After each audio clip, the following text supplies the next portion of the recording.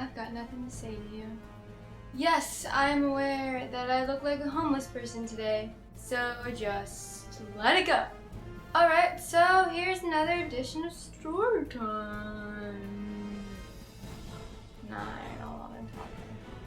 It's so weird. Every single story I tell you involves something that just goes horribly wrong. Why can't I just have a good story? Why can't I be like, one day I was walking down the street and someone was like, you won $1 million. You're not the weakest link. Hello. That never happens. Back in the day when I was 15 again. Oh God, I think 15. Why? I was living with my friend Caitlin, as you know, and her family. And we were watching the season finale of House when Amber died. And if anybody has watched House, when Amber died, it was super emotional. They were playing Bon Iver and Iron Wine, and I might have been like a little bit sobbing, but I'm kind of tough, so I was just taking care of the family at that time.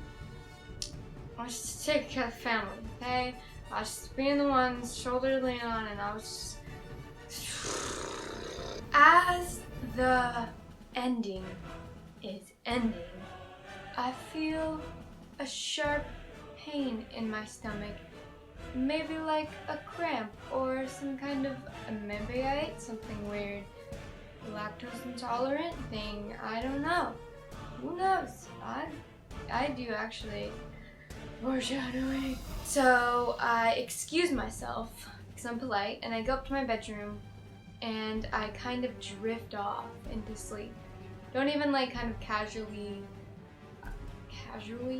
go to sleep, really? I don't kind of just lay down and fall asleep. I literally like crawl onto the bed and just eyes down and then sleep. But then my eyes bolt open at like 3 a.m. and I look at the alarm clock, even though it's not alarming. I look at the clock, okay? I just looked. For fuck's sake, I can't tell the story. Why do you guys listen to these stories if I can't tell them? Why do I post stories if I can't tell them? I don't even remember what I was talking about. Eyes bolt open at 3 a.m. Look at the clock, but I don't really understand what the numbers mean. I'm kind of just like in that weird haze of like what is happening, what is life kind of moment, and maybe no one else experiences this, maybe it's just me, maybe it's not. You know what I'm talking about, right? So I just kind of go back to bed, and then my eyes bolt open again at 5 a.m. By that time, some crazy shit happens. Bum bum bum bum bum bum bum bum. This is a crazy part of the story. Literally crazy part of the story. Why am I talking like this today? 5 a.m. Look at the clock, and for some reason, I all of a sudden start hallucinating that I am in the Vietnam War and I have just been shot. And I felt the shot, and I felt the fear, and I felt Vietnam. I felt it all. And it was scary as shit. So I was on my bed for hours in a tremendous amount of pain, thinking to myself, oh my God, they're never gonna find me. My soldiers, they're gonna abandon me. I'm gonna die. Who's gonna tell my family? They're gonna find me. What's gonna happen? And at about 7:30 a.m., my cell phone alarm goes off for school. And I have no idea what my cell phone is. I think it's some kind of like walkie-talkie device. So I pick it up and I look it straight in the eyes, and then I just guess what I did? Guess. I didn't know how to use it. I did not even know how to press the buttons. I was so confused on how this device worked. So then I just started sobbing because I was thinking to myself, I can't even call my family because I can't get this walkie-talkie to be working. Who's gonna let them know that I'm dying?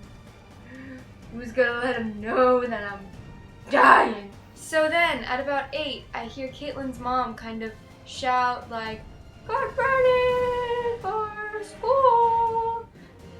Because all parents sound like that. And I think that it's some kind of attacker, so I just roll off of the bed to hide in my, army ditch thing, and everything's just going completely wrong at this point. I mean, I've been shot, no one's gonna tell my family, can't work the walkie-talkie, I'm gonna die here. I'm gonna die.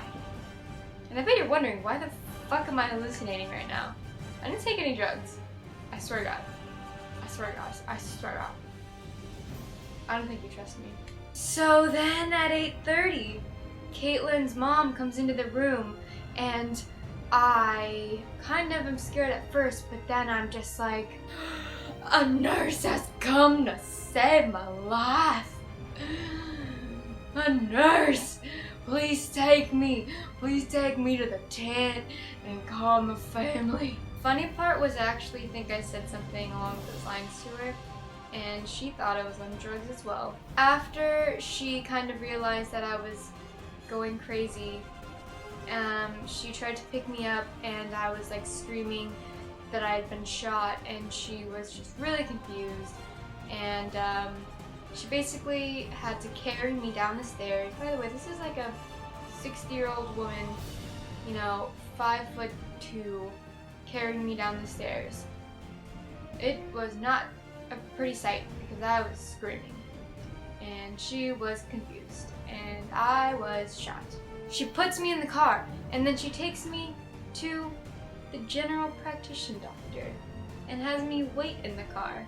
And I think I'm in like an army jeep, and I'm pissed because I'm bleeding out, hypothetically, and like 10 minutes later, aka 5 hours in my mind later, she comes back, she takes me to the emergency room, still screaming, put me in a wheelchair, I'm getting wheeled in, and I'm screaming that I've been shot.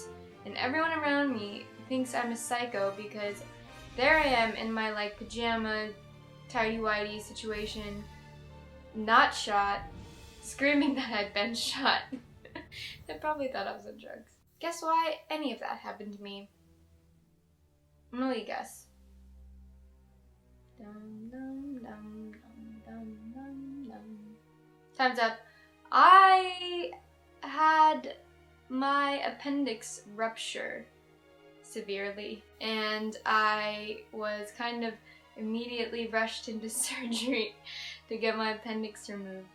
And I don't know why I was hallucinating.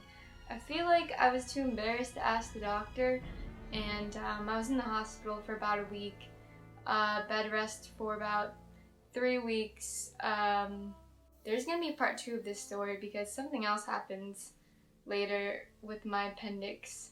Dun dun dun! Ending with more dramatic music because I can.